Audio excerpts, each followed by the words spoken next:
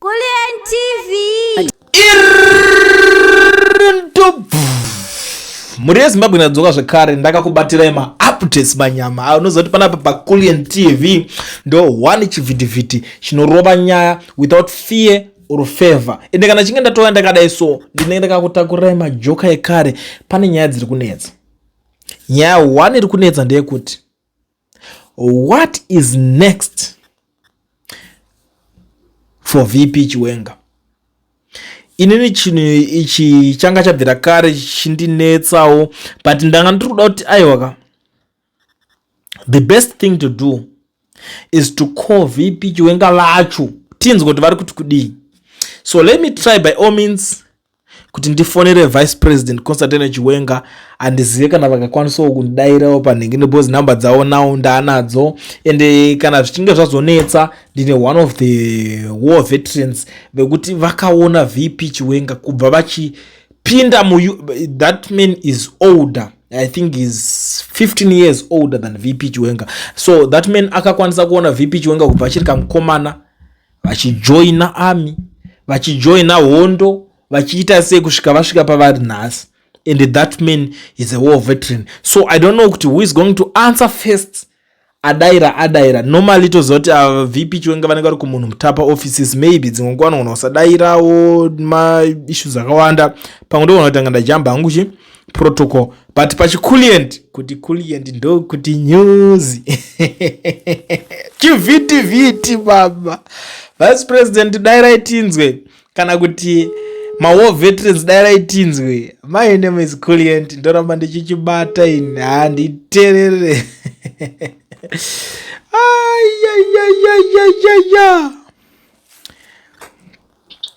Baba. Yes, my father. Yeah. Yes, I'm back. Back Samsana. I'm back ungemsana, you know, I'm glad, you know.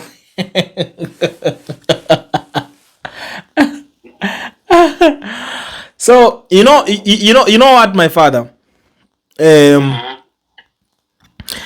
Pane nyaya dziri kunetsa panapo. Ndatopa pachivhitivhiti already. I'm already pachivhitivhiti. I'm live already. So pane nyaya dziri kunetsa panapo dzekuti as Zimbabweans handiti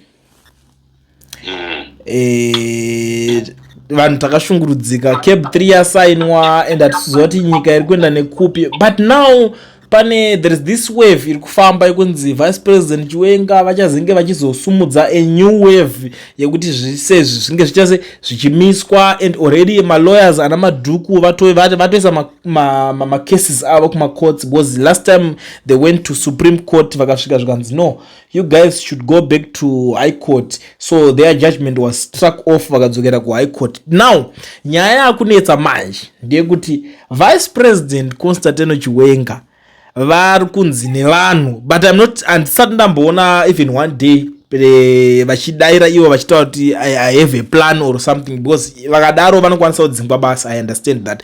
But now inini zvoda kuti tidzokere kune imimi, because you have been there before kuhondo kwacho, and you are even older than Vice President Chiwenga when it comes to age wise. So toda kuti tinzwisisewo kwamuri imimi, what's your take on that? Because vana Zimbabwe vanoda kunzwisisa kuti imi pane plan here Chiwenga anokwanisa kuya akasunungura nyika in different direction here, kubva pane yekingdom yarongwana naMnangagwa or anything, because I have you on record since day one muchitaura kuti kuchazoitika zvakadai, and zvese zvamakapredicta it's already happening. So I just want to hear from you, pane here zvekuti tinganzi pane zvichaitika or any plan zvatingatarisira kubva kuna Vice President Constantine Chiwenga, because I've been trying to call him, anamba dzangu havadaira, maybe it's not worth it for them kuti vange vachiansa macalls angu. Saka ndati inini the best way kufonera someone who is senior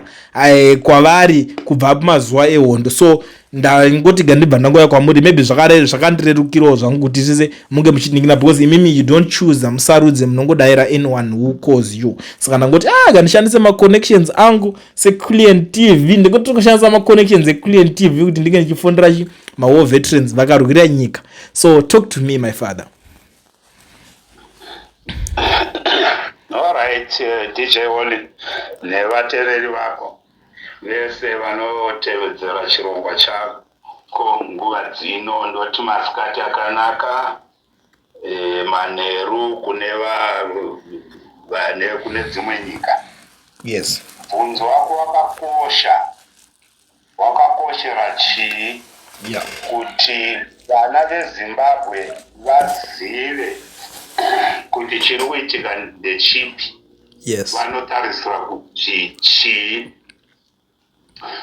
Rega ndibve ndangopinda pamvunzo wako kuti vanhu vari kuti Chiwenga chaita zvimwe kana kuti chii chaitika. Yes. Chiwenga is a citizen of Zimbabwe. Yes. Outside being a general, outside being a vice president of Zimbabwe and second secretary of the ZANU-PF party. Yes. Is a citizen. Mm-hmm. Kana pane tarisiro yekuti vaChiwenga vachaimisa kusina vanhu, handoti hambopepukai. Chiwenga cannot do anything as an individual. Okay. Ndinonzwa vanhu vakawanda, general vachadai, magenerali vadai. Zvese hapana chinoshanda ipapo Kulen TV. Okay. Why? Zviroto zvega. Okay. Hapana. I'll give a brief history. Yes. Chiwenga muri kutaura nezvake kana kuti nevamwe magenerals amutaura nezvavo. I will take you back to 2004. Yes. Vakashaita vaMuzenda. There was now a need to replace vaMuzenda. Yes. Ukanzi aiwa vaZvinavashe, General Zvinavashe. Yes. Ngavauye kuzotsiva vaMuzenda. Yes. Mnangagwa, having realized kuti kukapinda Zvinavashe osangana na Solomon Mujuru. Yes. Anenge atogurwa mapapiro zvachose.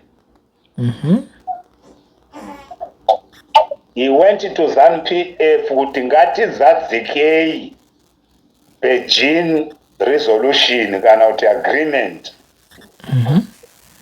yekukwidziridza vanhukadzi. Okay. So he quickly advocated for ZANU-PF to change its constitution.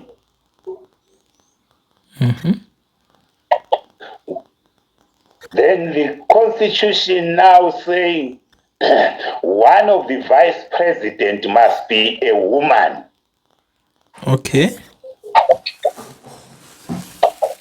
Zvaita seizvi zvatovharira General Zvinavashe kunze. Yes.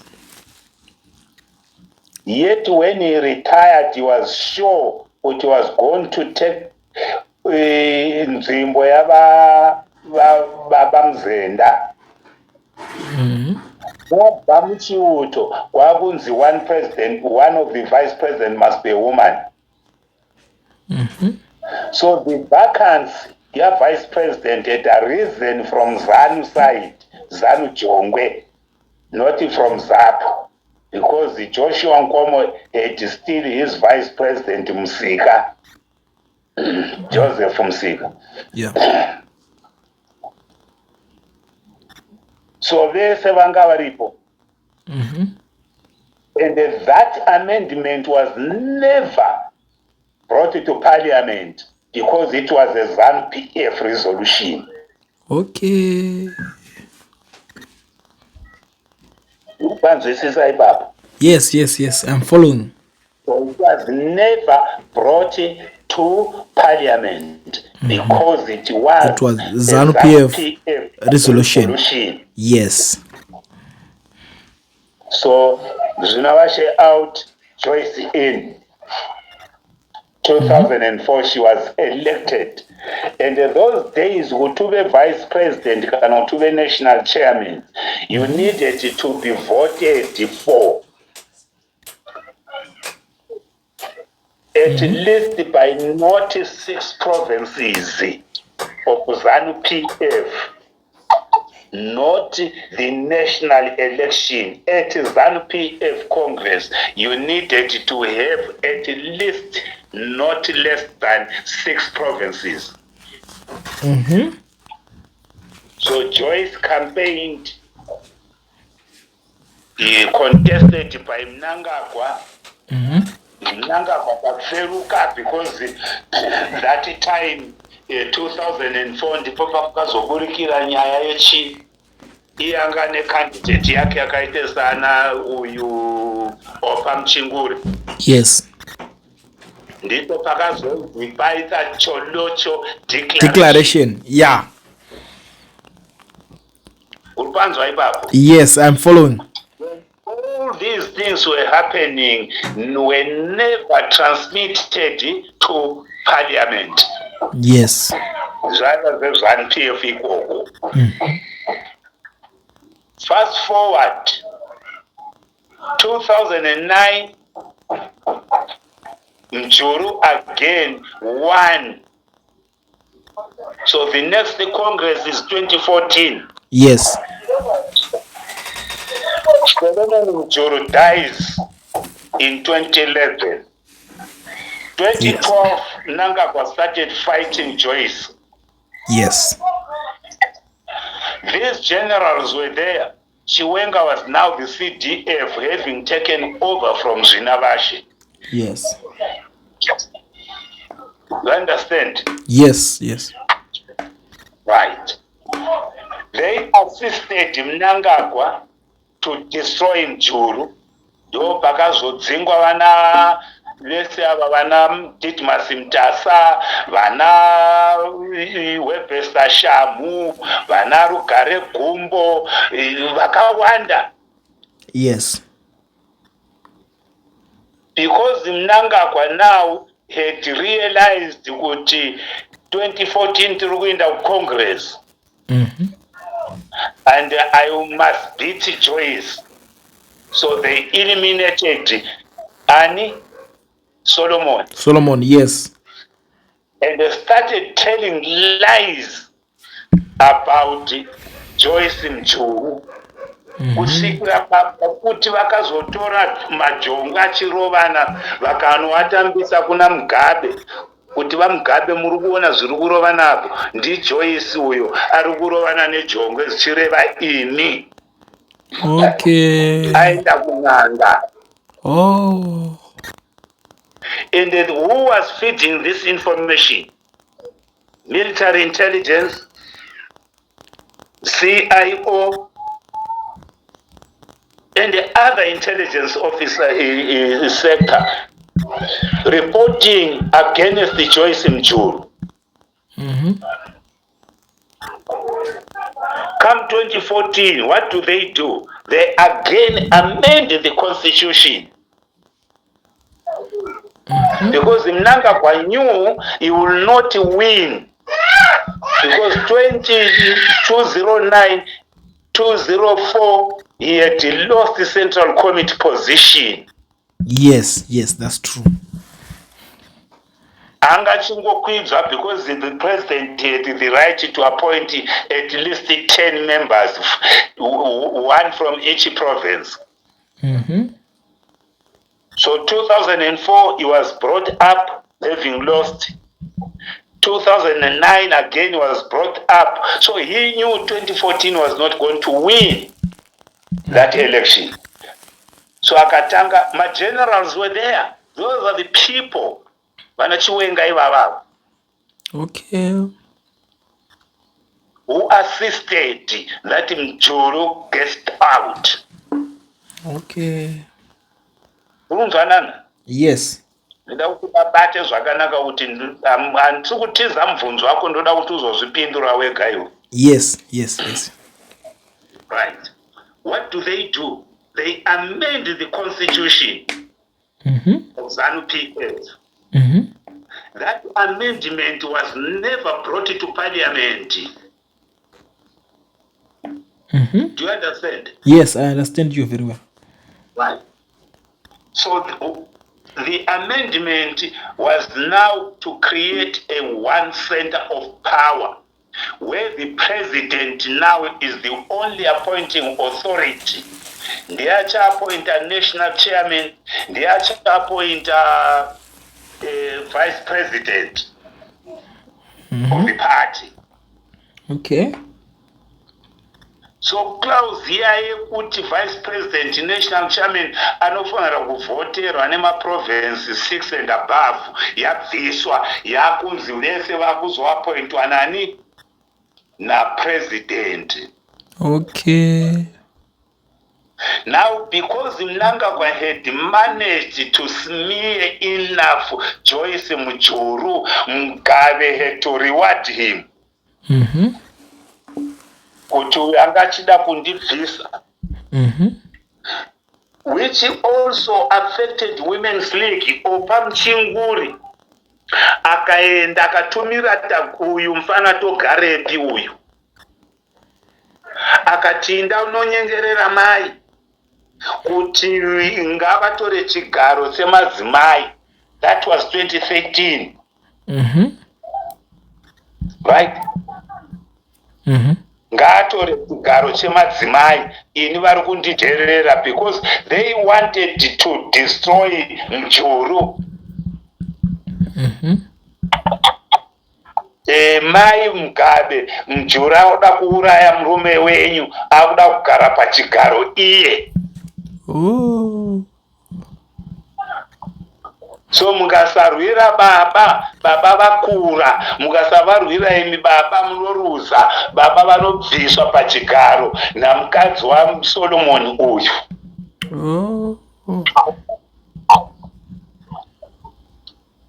So uyu Togarepi ndobva amhanya aenda kumazowe, ndokunotaura namai, mai maparara. Togarepi nhasi anonzi ndiye chief whip kuparliament yeZANU-PF. Yes. Right? Yes. Ndobva moto wabvira, Grace ndokuuya kuzodefenda murume wake. Yes. Mnangagwa brings up including generals. Vese ivava generals vanga varipo. I'm still going to address vese ivava. Okay. Pachirongwa chako pano nhasi kuti vana veZimbabwe muzive kuti tiri papi takafa kupi.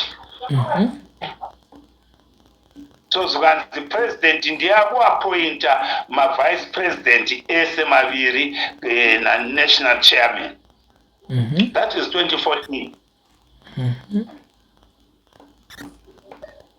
So yekuvhoterwa pasina ndobva kwapointwa Mnangagwa naMpoko.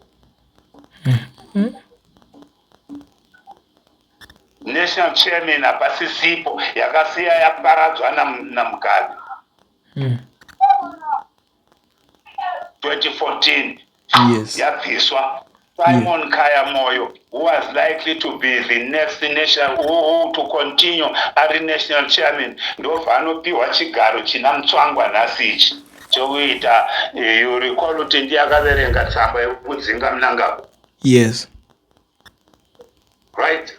Mnangagwa is now appointed chief vice president. Zvabvepi zvese izvi from the military.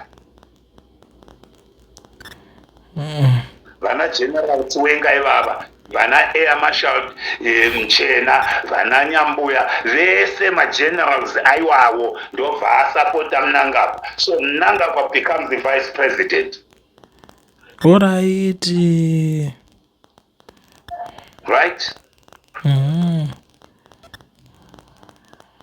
So takugadzira kuti after 2014 2018 tiri kuenda kuma-election. Yeah. All these matters were never brought to parliament because they were ZANU-PF resolutions. Right? Yeah. How did these generals come into all this? Ticharangarira kuti 2008 ZANU-PF yakwikwidzana ne-MDC ikawina. Mnangagwa and Chiwenga retained Mugabe through the military. Yes. Vakarova Kutsvangirai. What did Chiwenga do?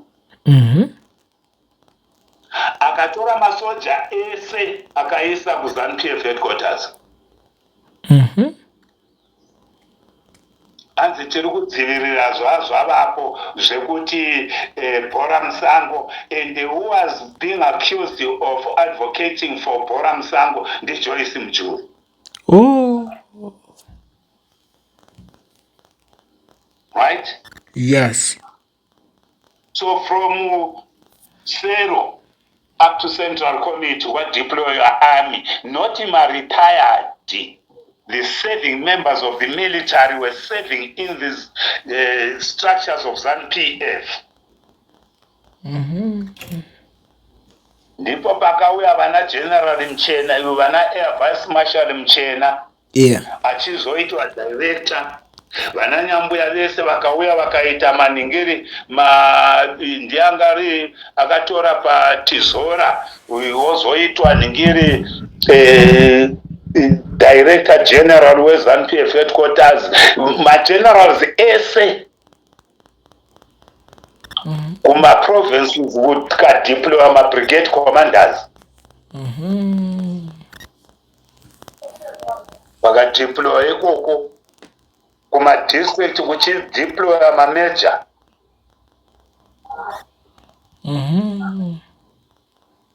Right? All over the country. So they took that with them up to 2017. So the 2014 Congress was strictly by the military that destroyed Joyce Mujuru and elevated Mnangagwa. What did Mnangagwa do in 2014? He refuses, he is now appointed the vice president of the country and the second secretary of ZANU-PF. Right. He refused to vacate the ministerial position of being the Minister of Justice, Legal and Parliamentary Affairs. Yeah. So now he has captured the army, he has captured the judiciary, he has captured the parliament, he has captured the CIO. Ndiakuitonga. 2015 there is a Congress of veterans kumaswingo. Yeah.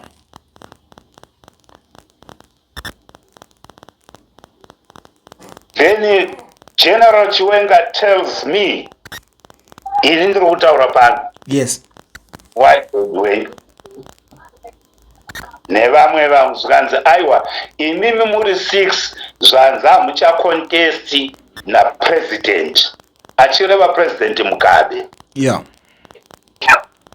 Mucha contest nekuti zvinozoonekwa kuti zvamabvisa Jabulani Sibanda ndimi maida chikundla. Saka imimi muchaitwa Council of Elders. 36. Okay. You and who? May you please name the other 6 if you are free to do that. All right. Yeah. All right. Right. General Chiwenga, zvavepi zvazindizvozvo. The presiding officer wema-election iwayo is the military. Okay. Ndiyo yapanda. If we do not know kuti kwakupuranwa coup apa. Mnangagwa had go to South Africa. Okay. Ari kuSouth Africa ndobva afonera Major General Rugeje. Akati aiwa inini, so that's when now one of the names comes and it. Yeah. Inini mati avo vanhu ngavasapinda. Yes. But inini kuona kwangu handide kuti Matematanda abve ipapo. Victor Matematanda. Yes. May he so rest in peace. May he so rest in peace. Yeah. So ndoda kuti aite Secretary General. Chairman was supposed to be Patrick Nyaruata, because chairmanship of veterans yanga ichiroteta. So Jamlani Sibanda had just left. So it was not need for me to contest, because now it was going to Zandla. So Patrick Nyaruata is supposed now to be the new chairman. Ndova kwanzima mcha contest. So what do we do now? Christopher Mtswangwa ari kuMashonaland West. Ndikati beta titore Christopher Mtswangwa. Province yeMashonaland West under the chairmanship yaMuhoni zvikanzi kwete Mtswangwa timude pano isu. We are not going to accept Mtswangwa. Ndikadzorera Muhoni angachifamba naJabulani Sibanda. Yeah. Then tinenge taita problem. Here hapo there is not there. Ndobva ndati nini, what's the best? Ndamhanya ndaenda kuHarare. Ndisvika kuHarare province, ndikataura naPeter Mpofu, anga ari chairman weprovince. Ndikati, please, can you make a plan kuti Mtswangwa aagritetwe under your province? Mashonaland West yaramba. Okay. Usiku hwese tiri muna 4th payapa. Yeah. Office yeZANU-PF province iri pamuna 4th pamabhazi payapa panomira mabhazi panomira michovha makombi payapa. Yes. Ndichinyengerera province yeHarare ichiramba kusikira Mpofu azobvuma. So from there I had to drive to Masvingo to deliver the news kuti no, chairman tawana Mtswangwa. Mtswangwa akatisvika ndobva taningira Rugeje atonitaura kuti ndanzina minister, please uyu ningiri Matematanda ngaarambe ngaapinde saSecretary General. Little did I know that Mnangagwa had already turned his back on Mugabe. He wants now to stage a coup. Oh. Right? Yeah. No, but that's okay. Kana zvadaro. So Mtswangwa, nobody is going to contest Mtswangwa. Tikavumirana kuseni 7 o'clock in the morning. Tiri paMasvingo. Tikaita chimbi meeting yemagenerals.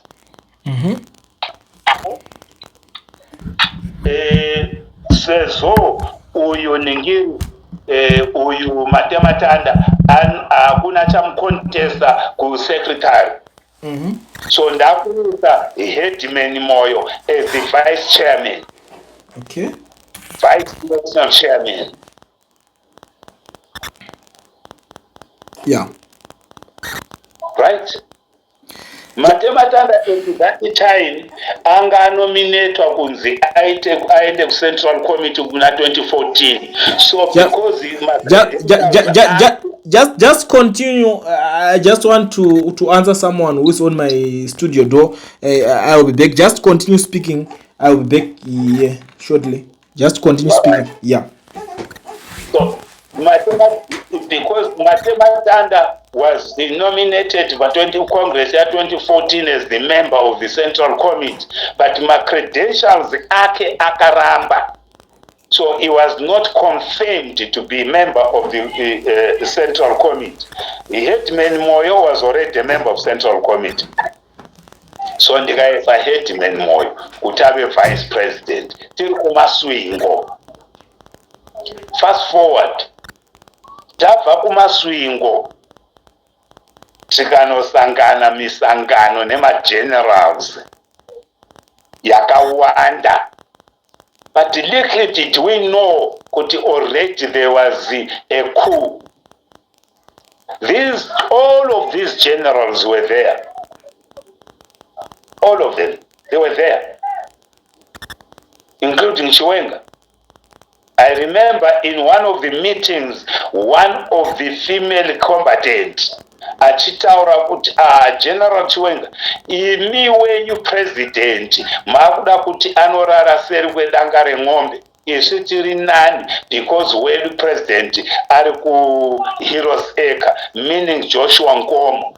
And the ZANU now you want your own stalwart, your own leader kuti anoradzikwa seri kwedanga remombe. That comrade is still alive. So, Mtswangwa and the company ndobva vatipandukira. Akunotora vanhu vaya vaishanda naJabulani Sibanda vanganzi ndivo vangachifamba naJoyce Mujuru. Saka vanga vachida kubviswa. Ndobva anovatora ivavo Mtswangwa. Ndokufamba navo.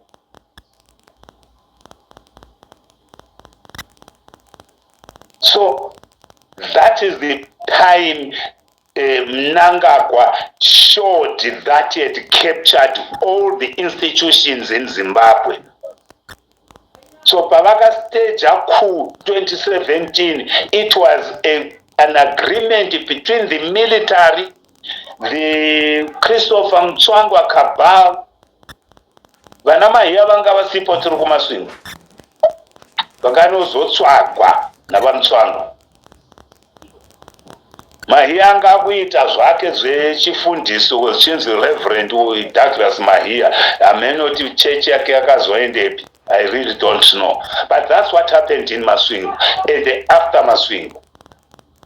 So why am I saying all these things? Ndoda kuti muone kuti vujizano vaMnangagwa neMauto vakatanga rini. So nasi vaMauto aripi akamira papi at this juncture. It's a $1 million question. A $1 million question. Tabva ipapo kwaitwa coup.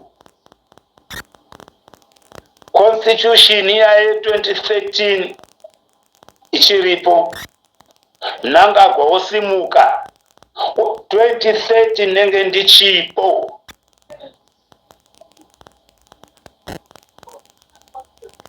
So what did we see? The mutilation of the Constitution. First amendment. Haina kuinda kuparliament kuti kwakuzonzi sei yakuti wedzera masimba kana makore achief justice by another 5 years. Magweta vakaenda kumakoti zvikaita sei zvikanoferuka.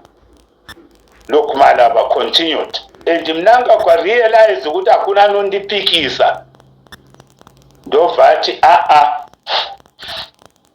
2013 constitution inopa masimba kuti kuve na running mate. Ina ndichada. That was kept number 2 amendment bill. Ndakuda kuti ini ndega ndirambe ndichiappointa ma-vice president angu esari maviri. Chiwenga was there, vana Muchena they were there, vanga vakushanda kuZANU-PF headquarters. They saw this happening. Vese ivavo vanhu vakazviona zvichiitika. They never raised a voice.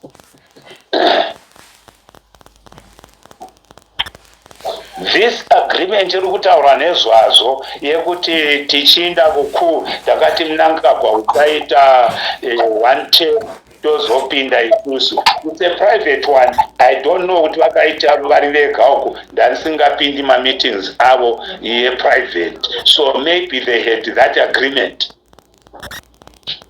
So that private agreement can therefore now not be a national agreement. Okay. It cannot be transmitted to the citizens and they say, no, there was this agreement. No. The agreement was in 2013, they shall be a running mate. And the president's term will be a 5-year term and second-year term. Then after completing those 2 5 years, the president goes out of office. So now Cape 2 has passed. My generals, all of them, they are there, Central Committee members, Party Bureau members, they know and they knew that removing this clause is going to disadvantage my vice president, Arimaviri. Right. They knew. Because 2023, Mnangagwa was not supposed to contest the election as an individual. He was supposed to campaign together with his vice. Mavhoti anenge awana anomupa simba kana pati yake yahwina ZANU-PF inomupa simba kuti proportionally kotorwa vice president anenge awana pati yake kana yawana enough votes yekuti pati yake ndio inogadza vice president. Then he was going to do that. So in ZANU-PF they were going to agree that since there are 2 vice presidents, who is the one who is supposed to be a running mate between the 2? Okay. They did not debate that in ZANU-PF, neither in parliament. Yeah. So Mnangagwa retained the executive power, one center of power. Even if the constitution had prohibited him to do so, these generals were there. They were all working at ZANU-PF headquarters. They were all in provinces. They were all in districts. They saw this. So what is that is new today that they don't know? Which one is new? Right? Fast forward. Yeah. Now the constitution is amended to alienate. In fact, the ZANU-PF resolution 2024 says the president must go up to 2030. Instead of taking this matter to ZANU-PF structures for debate, it was taken to parliament, first to cabinet. Why is it so now? Why? 2014, they never brought these changes. I mean, 2004, they never brought these changes to parliament or cabinet. 2014, the amendment of ZANU-PF constitution was never brought to parliament nor to cabinet. Why this one now? It's still a resolution which has not been ratified by ZANU-PF.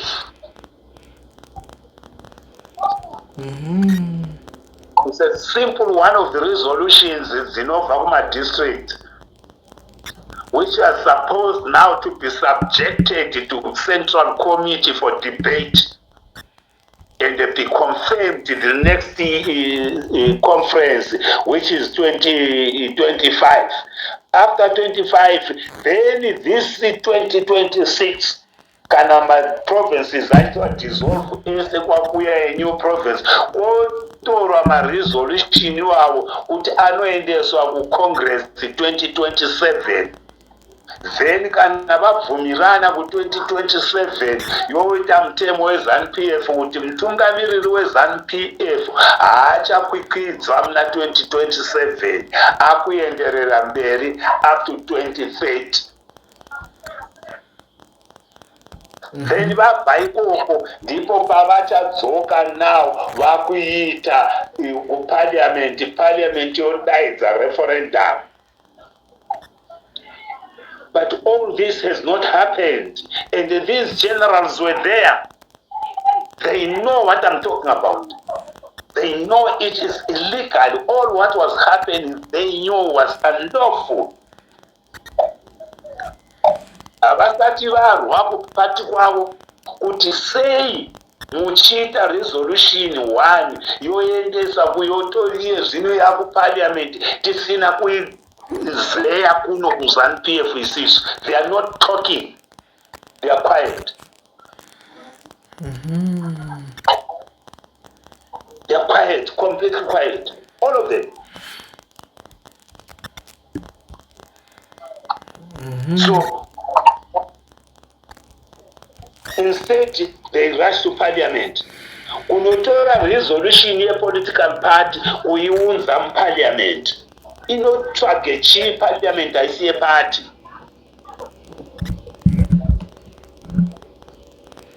It's an arm of the state independently. So iri kutsvage resolution ye ZANU-PF ku parliament. Yeah. These generals are there, they are not raising these issues in their meetings. Kana vari ku Politburo, kana vari ku Central Committee, kana kuma provinces. They have no word from provinces about it. So who adopted this resolution? Ku ZANU-PF ikoko.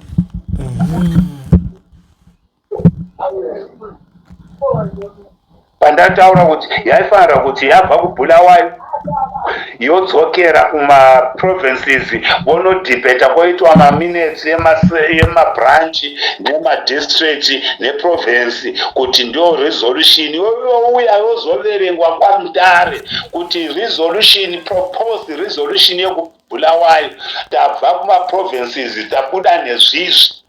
Yeah. Zvoni yobuda iri Central Committee report 2026 ma-provinces esanenge adissolvwa wakusarudzwa matsva ndiwo achaenda kuCongress ouya neresolution iyoyo. Kana vauya neresolution iyoyo yakunozeya kuCentral Committee ichapresentwa kuCongress 2027. Congress yo adopta kana kuti yo rejecta. Kana Congress ya ratify yabvumirana nadzo yatova resolution yekuti mutungamiriri weZANU-PF kwete wenyika, understand me correct there. Yes. Kwete wenyika weZANU-PF haachakwikwidzi muna 27 anozokwikwidza 2030. Kana vabvumirana then voiunza kugovernment yoenda kuparliament. Parliament yodaidzira referendum. Kana referendum yoyabvuma then we skip 2028 election toenda kuna 2030 tine candidate yabva kuZANU-PF in 2027. Zvese hazvina kuitwa izvozvo. Kulena, I want you to understand this very clear. Nevanhu veZimbabwe munzwisise. So what is the problem now? The problem is that a minority resolution has been imposed on people of Zimbabwe. What does this mean? What does it mean? It means a constitutional coup. You cannot bring your resolution yenyu yoyiwa kuparliament. Parliament haisiye ZANU PF. Parliament ndeye hurumende. Parliament ndiyo inova part of the government. Tinoti Zimbabwe is a three-legged system of governance. Which is the judiciary, the executive, the judiciary, and the legislature. So why do you bring a resolution of a political party to be debated in parliament, even before they themselves, they've not debated it in their own party? So the mutilation of the constitution is not only the national one, but the first mutilation was done in ZANU-PF, where the Vice President Chiwenga is a member, which he had the power to say, no, the direction you are taking is wrong. We can't do that. Let this be debated from cell level up to province, up to the central committee. Then we come with a resolution. Before they even talk about calling for a referendum, it is ZANU-PF, because this resolution was supposed to be subjected to the Congress, National Congress of ZANU-PF 27. So this did not happen. And you are asking about people who are banking on Chiwenga. Yes. I've given you what is obtaining and what Chiwenga should have done, and the other generals who are supporting him right now. Yes. That's what they should have done at ZANU-PF level. Right? Yes. So what is he supposed to do now? I've said General Chiwenga is a citizen of Zimbabwe. Yes. If the goings on in ZANU-PF are alien to him as he knows ZANU-PF, which I said it in 2024, I said it in 2025, Chiwenga come out and tell the people that what is happening within ZANU-PF is not that of ZANU-PF. You know, the ZANU-PF that took you to war, the ZANU-PF that persuaded you to surrender your life to liberate this country. It is not what you went to war for. Therefore, you are disassociating yourself from ZANU-PF, like some of us who have done, like what Geza did. Yeah. Move out. Then people of Zimbabwe will support you. But now, Chiwenga cannot be expected to lead this process unless he joins the people, because within ZANU-PF he has failed to stop it, so he cannot stop it at national level. He must allow Zimbabwean people now to stand up and say, we cannot have leaders imposed on us. We cannot skip 2028. Every leader must be subjected to election and be elected by the people. So what the parliament has done is unconstitutionally, it's a minority decision that has never been tested by the people of Zimbabwe. Therefore, the process starting from ZANU-PF is flawed. The process coming to cabinet is flawed. The process coming to parliament is flawed. Therefore, we cannot be ruled or be governed by a flawed system.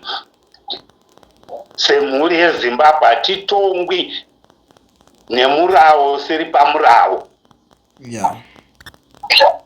Toramba. So Chiwenga now must join this voice with the rest of Zimbabwe.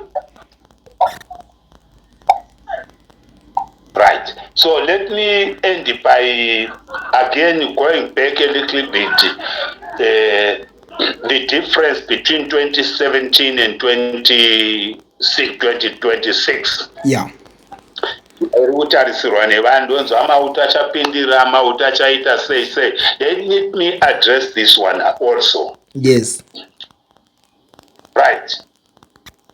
Period leading to 2017. Mnangagwa had captured all institutions of government starting from 1980.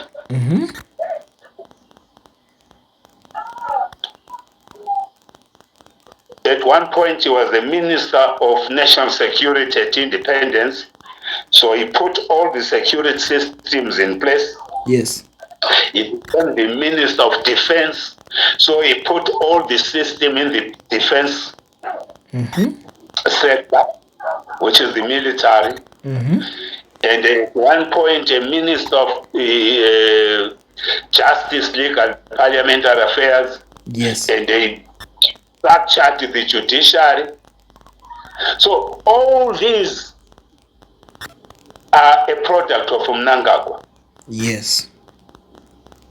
So period leading to 2017, Mnangagwa had the support of all these institutions, the military. They were captured by him, including General Chiwenga, General Mchena. Oh. They were all captured by Mnangagwa. Oh. Do you understand? Yeah. Right. The judiciary, through Luke Malaba, was already captured. You remember George Chiweshe is the one who gave a ruling that there was no coup. Yes, I remember that one. Right. George Chiweshe is a war veteran, a lawyer, a judge. Right? So he had captured the judiciary. He had captured the CIO. This is why Ponyonge could not notice that there was something wrong going on, because he was denied information by the CIO operatives who were now directly reporting to Mnangagwa. He had captured the police. This is why Augustine Chiwuru was no longer able to control my provincial commanders. The evidence to that is this Vanabe Zimbabwe. You will agree with me that Vana Mtswangwa, Vana, may his soul rest in peace, Vana Matematanda, vakasungwa kuti vari kutuka vamugabe. Yes. Supreme Court yeZimbabwe kana Constitutional Court yeZimbabwe under Malaba nullified mtemo wainzi undermining the authority of the president. Zvikanzi haumo constitution, so this is therefore unconstitutional, and they were all discharged. Yes. So that's how the judiciary was captured. But that same mtemo iwowo ndio uri kusunga vanhu vaChiwenga nhasi. Yeah, I wonder. The same mtemo iwoyo wakanzi hausi constitutional ndio uri kudetaina vana Job Sikara for 500 days. Vana Jacob Ngaribvume, vana Baba Veshanduko, vese vana Traore, vese vakadhita nezati same mtemo wakanzi haushandi, hausiri paconstitution. Kumagweta hamuna kuzviona here izvozvo? Yes, we saw that. Ndikubvunza Magweta, havana kuzviona here? It's up to them. At what stage that the constitution is nationally applicable, and at what stage does the constitution not nationally applicable, only applicable to individuals? At what stage? So the judiciary was captured, right? So that's when Mnangagwa drew the strength. The army which was captured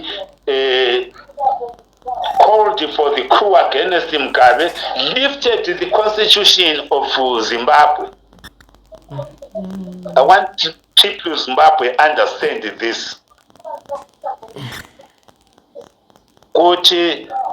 What is happening in ZANU-PF, particularly paging out members of the party that has a liberation struggle history, is becoming a national security threat, and therefore we are going to intervene.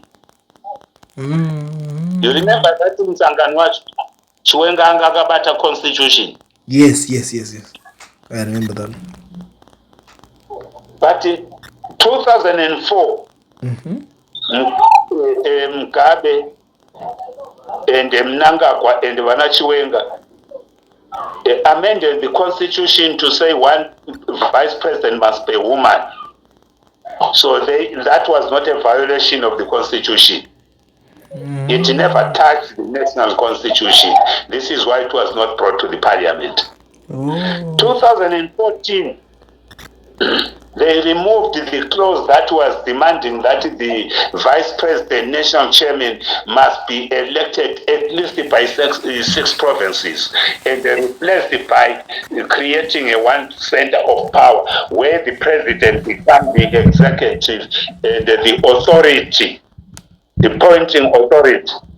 That was not brought to parliament. It was ZANU-PF. So Mugabe, 2013, he went into election. It did not 2013. He went to election. 2014, he went into Congress, and they appointed Mnangagwa. So he never violated any section of the national constitution, even that of ZANU-PF, because in 2014 he was given the executive powers to fire, appoint or disappoint, and they disappointed Mnangagwa in 2017, somewhere, was it October, November, somewhere there. So it did not violate any constitution either in ZANU-PF or at a national level. But here is the Mnangagwa telling you in 2018, I am going to remain in power until 2030. Magweta mamakaterera, mamuripo, magenerals makazinzwa achizvitaura. Yeah. Now we take a political party resolution, brings it into your doorstep, forces you to adopt it in parliament, and they will still say, no, we are waiting for a certain time. Which time? That you failed to wait at Mugabe's stage. Which time are you waiting for? Yeah. Which time are you waiting for? Because Mugabe did not violate any constitution, firing of Mnangagwa was within his constitutional right as a appointing authority. Yeah.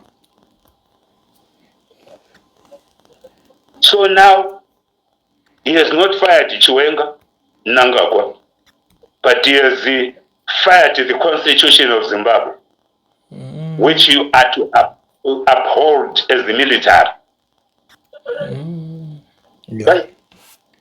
The last issue, when Sanyato came, was recalled from ambassador, he was redeployed in the military and became the commander National Army, promoted to a lieutenant general. He started Gukula, Shandura, Vurungudza Mauto, change that brigade commander from that position to that position, that department to this department. All in favor of Mnangagwa. General Mchena, you were there. Lieutenant General Skauke, you were there. General Nyambuya, you were there. General Chiwenga, you were there. All of you, you were there. Yeah. What did you do? What did you do? I think lawyers were there. What did you do? So when he done with Sanyatwe, ndakumukuvana unotamba bhora nevana uku haungagari kunoku kumusoro ndoko vakuru. General wopeta muswe voenda kunotamba tennis nevana vechikoro. So what did you think he would do? Immediately after the coup, a team was put by Chiwenga when he lifted the constitution as a coach himself, surrounded by his players, 22 of them, and the reserve force, the reserve players. After the coup, they are all removed. Not only removed from ground by to hell, all of them go down, go down, go down. The heroes Ekayazar, you are there. Now Chakocha ani chimiesi wanga unayo ya viswa. Chakocha. We are going to court. The players say, but now my full back, right wing, left wing, center forward, what view Zeboras from no Ziva. They say what try run Mnangagwa. Right. What do I say to the generals now? This is my closing remark. Yes. Let's not forget Chiwenga Nevame generally, particularly those who have been in the armed struggle longer than others. That the things started changing in 1976 when Mugabe came to Mozambique and they looked for Mnangagwa. And they paid, and they started dismantling the systems of Zanda, all in shambles.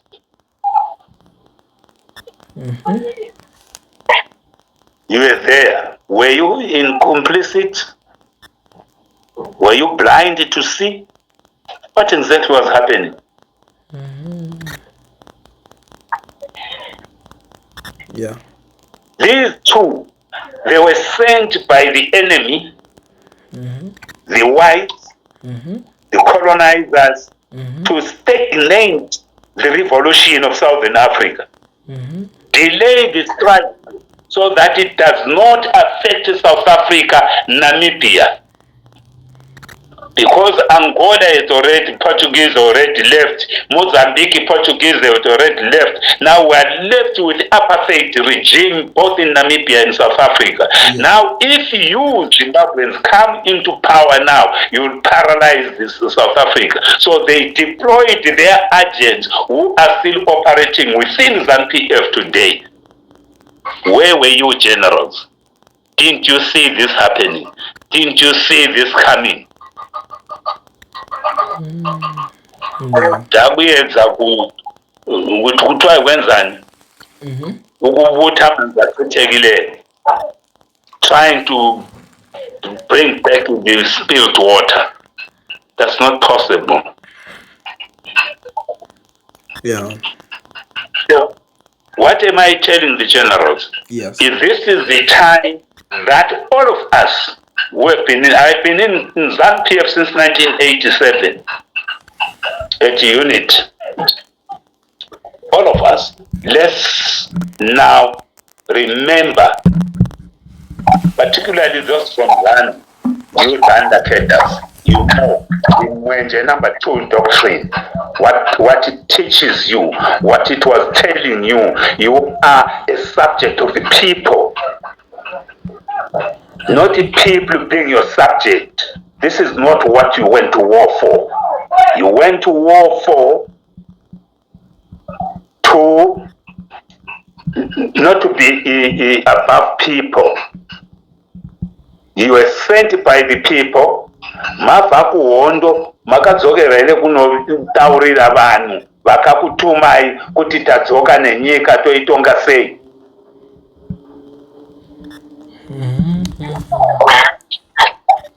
Because hondo yakagarirwa nevanhu pasi. Yeah. But kwamai operata ikoko maichengetedzwa nepofu, maichengetedzwa nevanhu muchiti vabereki, ndimi varidzi venyika, ndimi varidzi vehondo. Nhasi matora masimba avo sei? Yeah. Sei matora masimba evanhu? Muchatongana sei kana musina vanhu? Yes. Kana musingakurudzirwe nevanhu, kana musingakwidzwe nevanhu, muchizvikwidza mega, muchadzoka sei pasi kana vanhu vabvisa lata? Yeah. Hondo ndeyevanhu, yakarwiwa nevanhu, ngaidzokere kuvanhu. So stand up and say this is not what ZANU PF was at its formation in 1963, because they produced a document which was known as Mwenje number 1 in 1968 and then Mwenje number 2 in 1973. Yes.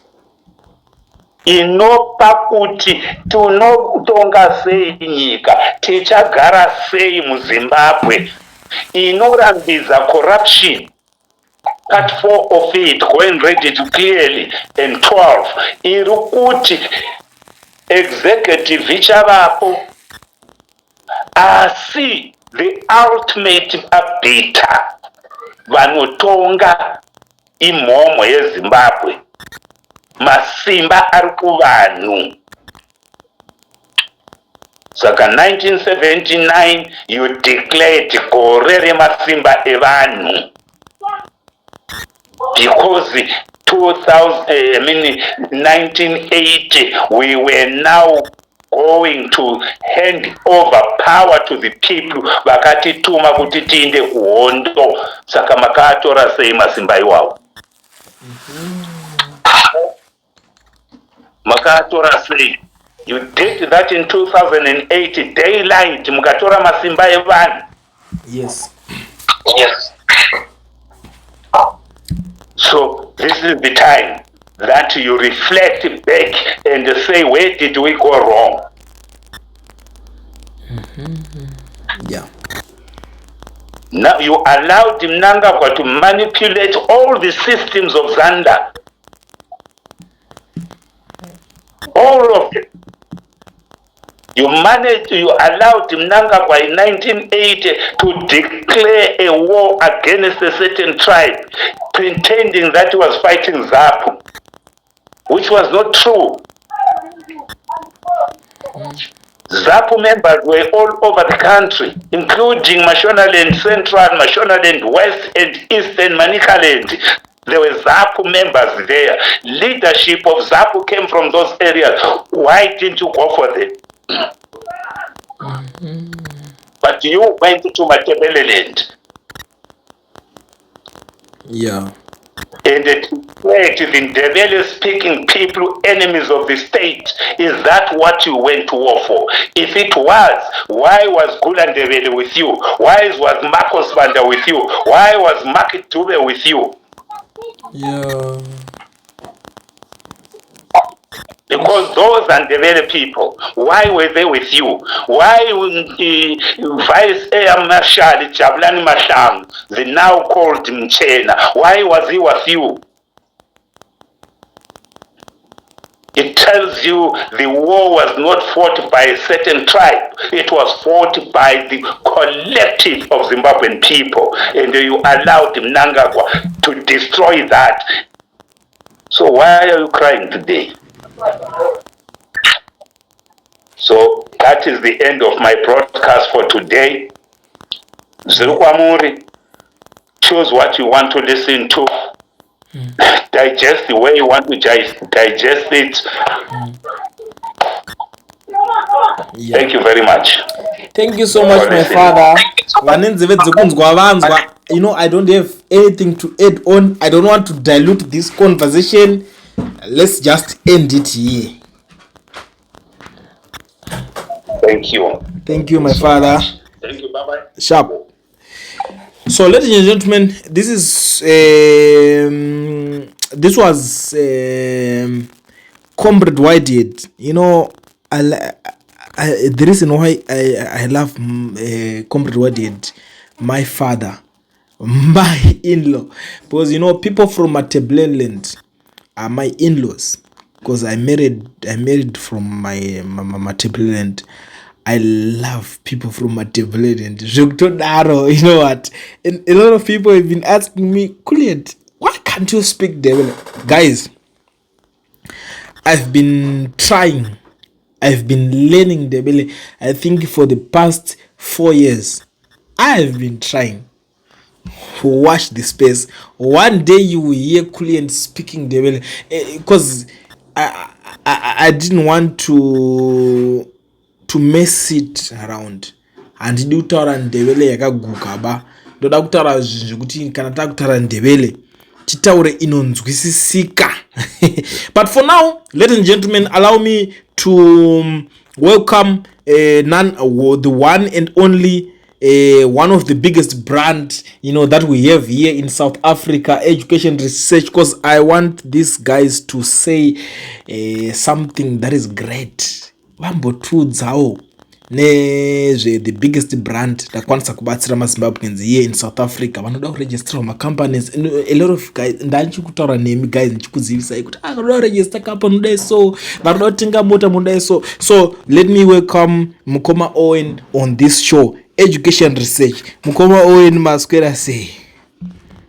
Daswera zvakanaka hangu, maswera usei munhu waMwari. Taswera bo. Toda kuti apa nawo tiri pachirongwa, sori zvenyu kukufonera isina kudzenja zokufonerai. So toda kuti mumbotaura nemaZimbabweans about education research, maservices atinokwanisa kunge tichiwana ku-education research, because ndikuona kuti a lot of guys vari kukwanisa kuisa interest pazvinhu zve-education research, but for now ndatoisa number pascreen kuti vanenge vane any maservices avarada kunge vachiwana from education research vachazongotora number direct pascreen ipapa. Saka tiudzei about education research panguva yatiri iko zvinezvi tichipedza chirongwa chitanga tinacho. Tanga tine mawo veterans vanga vachitaura zvakasiyana siyana panapa pachirongwa chitanga tinacho nhasi iri Sunday kudai, so zvinhu zvakaoma kudaro. Aiwa, mashoko akanaka paPule TV. Tinotenda nebasa hombe ramuri kuita. Yes. So basically isusu tinongoti tiri ma-entrepreneurs. Tine company yedu yatakaregister inonzi Education Research and Development Consultants. Yebo. Saka tine zvinhu zvakawanda zvatinobatsira nazvo vanhu. Yes. Vangave vagari vemuno muSouth Africa. Yes. Vagari vekune dzimwe nyika, kuZimbabwe, kudiaspora, kupi, nyika dzakasiyana siyana, nyangwe ari kuAmerica, nyangwe kuIreland. Tinokwanisa kuvabatsira number 1 kuregister makambani muno muSouth Africa zviri pamutemo. Okay. Tapedza kuregister company todabatsira munhu wacho kuvhura futi business account. Okay. Saka pari zvino tiri kushanda neFNB kunyanya. Okay. Kusinganetse kuti tikapedza kuregister company nemunhu todabatsira kuvhura business account yake zviri nyore. Okay. Saka process iyi haina kana umbooma. Inongoda chete kuti munhu ange aine valid passport yake. Alright. Passport yatinodhindisa mabhodha yeye handiti? Yes. Okay. Iyoyo passport iyoyo. Okay. Unopinda nayo muno muSouth Africa achidhirwa pabhodha kana kuma-airport. Okay. Then inofanira kunge ine mazuva futi passport yacho iyoyo. Yes. Tinodawo inge yakadzindwa ine mazuva. Yes. Rubenga ruda kutarisa kuti munhu apinda muno zvemuSouth Africa uyu. Yes. Nekuti mazuva ano avaita kuvhurira account or business account munhu asitambobvira akapinda muSouth Africa. Ichokwadi. Kuvarambidza. Yes. So hapana kana chakambooma. Tinenge tichizodawo kuti munhu uti personal details ake, zvinhu zvakaita nemaphone numbers ake muno muSouth nekunyika kwaanobva. Yes. Nema email address. You know. nemaresidential address yake muno musouth kwaanenge ari kana kwaanogara kana kwaanosvikira nyangwe kwabhururu wake tinongoda address yake yemuno musouth nefone number yake anoshandisa wari muno musouth veto zvido kuti phone number yake kunyika kwaanogara neaddress yake kunyika kwaanogara. Yes. Then chimwe chakakosha ndiri ipapo chinenge chichida kuti azotipawo mazita 3 or 4 in order of preference. Yes. Angade kuisa angade kupa kukambani yake. Yes. Nekuti kana tichiregister company yemunhu company inofanira kunge ine zita. Yes. Saka tinoda kuti atipo 3 mazita or 4 in order of preference. Yes. Nekuti tichida akati wande mazita acho izave kuti pamwe rimwe raanenge achinyanyoda rogona rakatorwawo nemunhu kudhara. Okay. Rinhu rakatorikiswa kudhara riri musystem saka system yaizobvuma. Saka atlist akakwanisa kuti 3 or 4 manames tinogona kuona rwande rinobuda ipapapo. Yes. Then process yacho haingotora kana nguva in about 2-3 days. Yes. Tinenge tatopedza zvese kuregister company nekuvhura account yake FNB business account. Yes. Account yacho inouya negold business card. It's a check account inouya negold business account. Yes. Card. Yes. Rekuti munhu card iroro ivisa card. Rekuti munhu anokwanisa kushandisa zvinhu zvakasiyana siyana nyangwe asiri mumusouth rinoshanda. Yes. You can buy things online. Yes. Ende vanhu vanokwanisa kutransfera mari.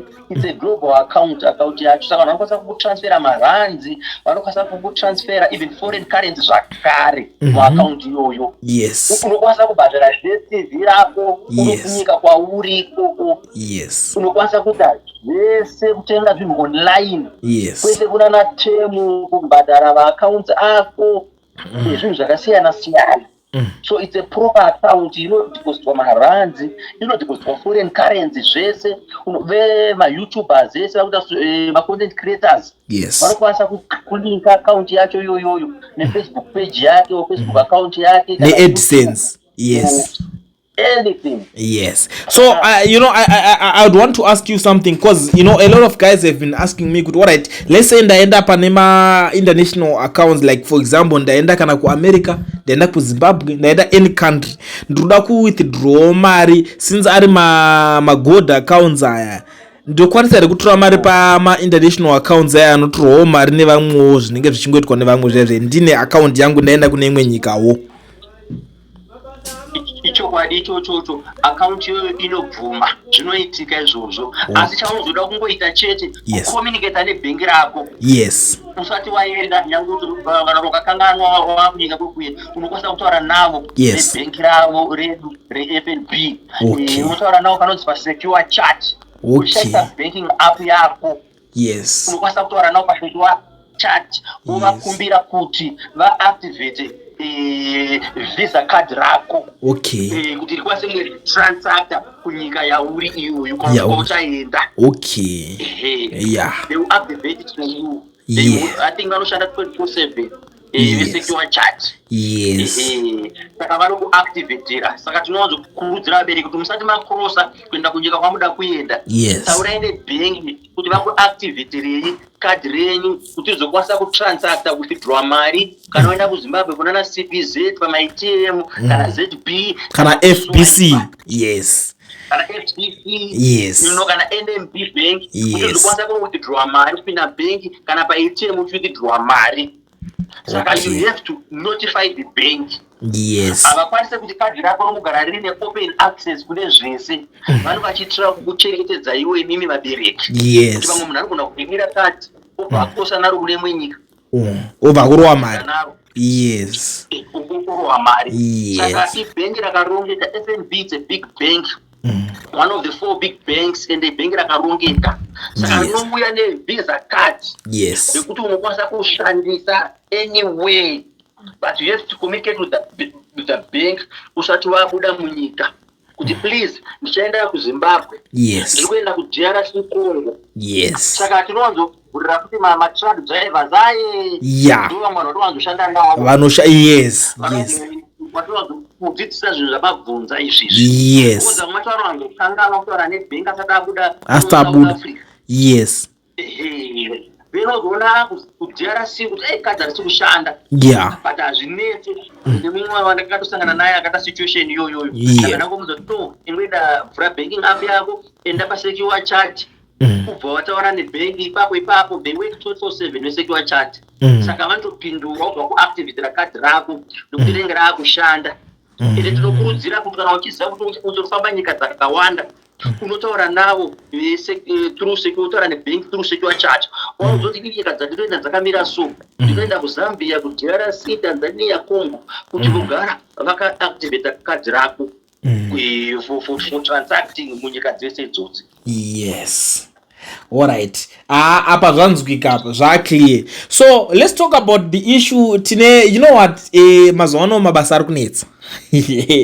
Mabasa zvaari kunetsa kudai so we've got a lot of people vari kuda kuti ndine mari ndakashanda kubva ndichipinda mujoni kuri kudzingwa vanhu dhudhula much and much whatever. So vamwe vari kuti tinotanga mabusiness adzi tinotawo e-transport, Uber, Take a Lot, Bolt, akawandisa ndikada ubataura anogona kusvika 10 izve so ndichingotaura manekina akawanda. So I heard kuti education research is now in partnership with the Kia Pretoria. Tell us something about that kuti vanhu vakwanise kunzwikisa because vanhu vakawanda vanga vari kuna vanhu vokuti vanga vari kunzwa nezve-education research but umwe munhu anongoti business account nechinchi education research ndakaregisterwa kare ndoita sei kuti ndikwanise kunge ndichiwanawo zvinhu zvakaita seizvozvo because mabenefits ekuti umwe munhu akaregister but adaona aramba achibenefita pa-education research because icompany yekuramba ichingokura ichingoenda kumberi. Tell us more about that. Thank you very much Mr. Pulent. Mashoko akanaka mabvunzo aya. Takapatina zveshuwa neKia Pretoria. So zvatinoita kana munhu achida kunge achikuwanawo mota yekuisa paroad kana tiri kuZimbabwe totokuisa pamushikashika unonga unapo mushikashika unenge wakuregistawo nana Uber, InDrive nana Bolt. So kana uchidawo kuwana mota iri affordable, mota dziri reliable, inogona kunge iri nyowani kana kuti a certified pre-owned car, a proper car, dzimwe dzacho dzatotowana dzinenge dzitonekana kuti dziri paservice plan for the next 5 years. Tinokubatsira mune nzira dzakanaka dziri professional. Unogona kuuya totoenda newe pamagarages edu atinawo atinoshanda nawo maprofessional garages chaiwo kutengeswa mota dzakanaka dzakasimba dzine mawarranty dzisina kubiwa. Tinoenda newe tokubatsira kusarudza mota yaunoda. Tinowana maKia Picanto tumaKia dzese dziri paroad dziri amandanoti mafuel savers tinomawana iwayo zvichienderana nemari yako yaunenge uinayo. So pane nhau 2 dzimwe dzakanyanyokosha.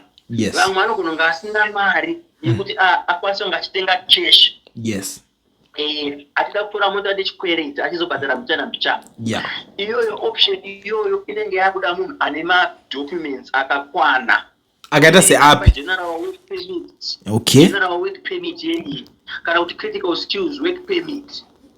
You know why I'm asking, ndikubvunzira pane vanhu vane maZEP kuti ndepapi vanokwanisa kunge vachiqualify because atisi tese kava kuti takasvika kuzowana mamwe mapermits aya but ZEP ndo imwe yakawandirwa. Ichokwadi mauya nemhau yakanaka. MaZEP tine mumwe munhu akatobenga atondipa madocuments ake akakwana zvese ari paZEP asi bhengi manje rakaramba kumufinanza. Nekuda kwekuti I think ZEP yacho iri controversial. Iri kunzi haicharenewiwa handitika iri kunzi haicharenewiwa but ZEP permit.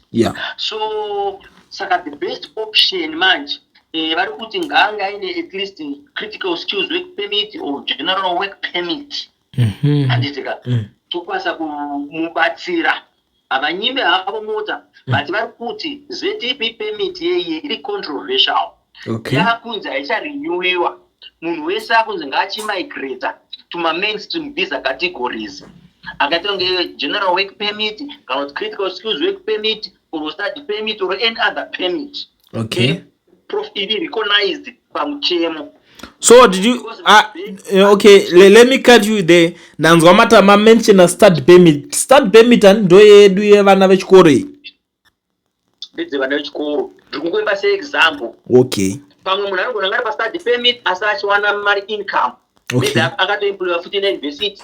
Okay. Pamwe akaemployiwawo nesomeone achishanda kudaro. Okay. For example, tine vamwe vari kuya ndogona kupa imwe example yemapermit kuti vamwe vanenge vachitawana namapost-doc. Akuita zvemaresearch. Zvinofola under mastudy permit kuti kazvinhu zvacho izvozvo. Oh, yes. But the permit isinganyanyonetsa kuti munhu uzokwanisa kungopiwa mota, general work permit. Kana kuti critical skills work permit. Nekuti pakuzobveta kwacho kwavanoita manje, vanenge vachida kuzoona zvinhu zvakaita kunge ma 3 months bank statement ako. Okay. Anditika. Yes. Voda kuona ma pay slip ako e 3 months. Okay. Voda ma details a employer wako. Okay. Ma contact details ake, name of company, phone number dzake, ma email address, chichi. Saka it's a proper vetting exercise yavanoita. Because remember, kana utotenga moto nechikwereti, zvinenge paying dora hakutora risk yekukupa chikwereti chacho. Yes. Asi manje bank ari kukupa chikwereti manje pasina guarantee, proper guarantee. Okay. Yekuti zvishua uyu munhu anoshanda pakambani yakati taona ma 3 months bank statement ake ari worth kupa chikwereti. You see? Saka sekutora kwandaita nditori nemunhu weZTP permit, ndakatomurejistira kambani munhu iyeye. Ndakamuitira zvese, is a proper person, anoshanda chichi, akandipa zvese kubasa kwake anoshanda. But bank manje rakangopindura in simple terms to know ZTP permit haite. This person anofanira kunge aine proper permit, maybe general work permit or critical skills work permit. Okay. So tinokurudzira kana kuti munhu akakwanisa kukanda kana muSouth African maybe. Yes. Vanoirana naye. Yes. Anoshanda. Yes. Are employed full time, anowana my requirements ese aya. Vanokuda kuita madeal. Voitaka kuwirirana. Yes. Kuti iye muSouth African yeye kana ngava muZimbabwe ari muno anoshanda ane mapepa akakwana. Ndiye anogona kumutorera mota. Okay. Then ozokupota achitransfer mari every month kuti bozu yanenge akubatirwa straight away nebank. Munhu wacho anenge akatorera mota.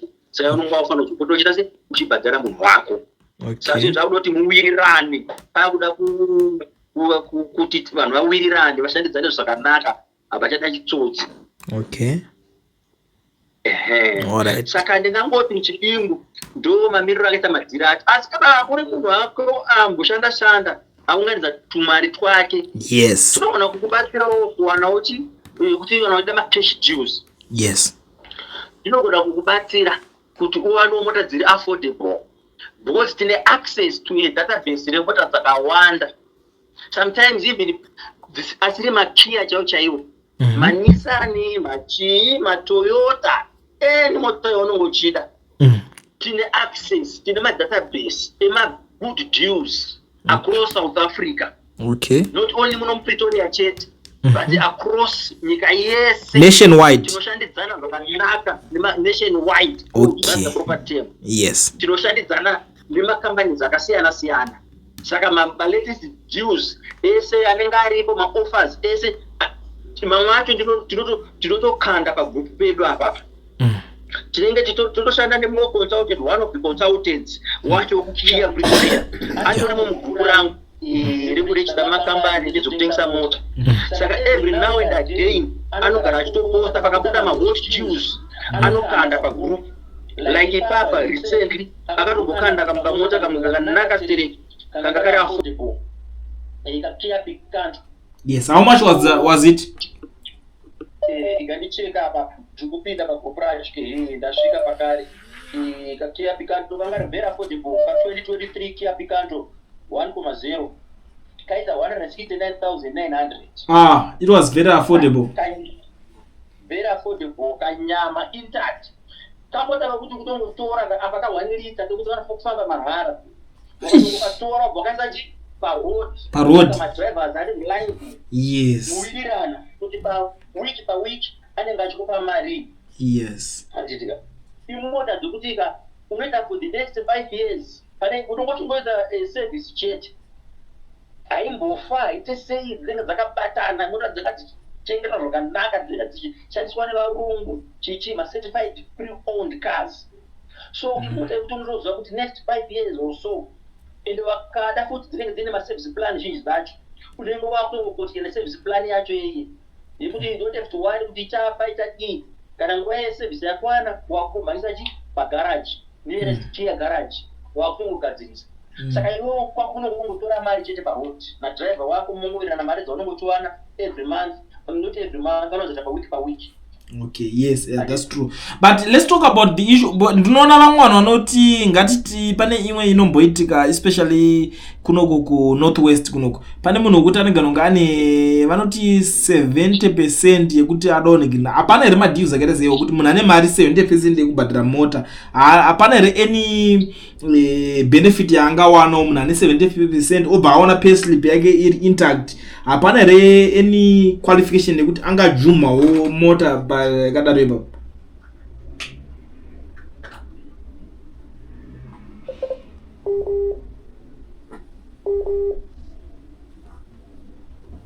Hello, can you hear me? Hello, can you hear me? Hello?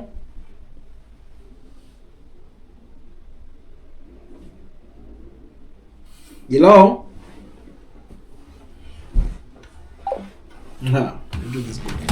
Ladies and gentlemen, let's call it a day. Thank you so much for tuning in to Kulian TV. Paje vidi ndinemwe guest ari panapa akamirira kuti chivhiti chipedze basa. That's ndiri kupedza. Ndiri muchiki baba. What? Thank you so much. Ngatisangane pa next one. Ita kuti next. Kana unoda nditi continue chibongo to continue. Guys, support education research.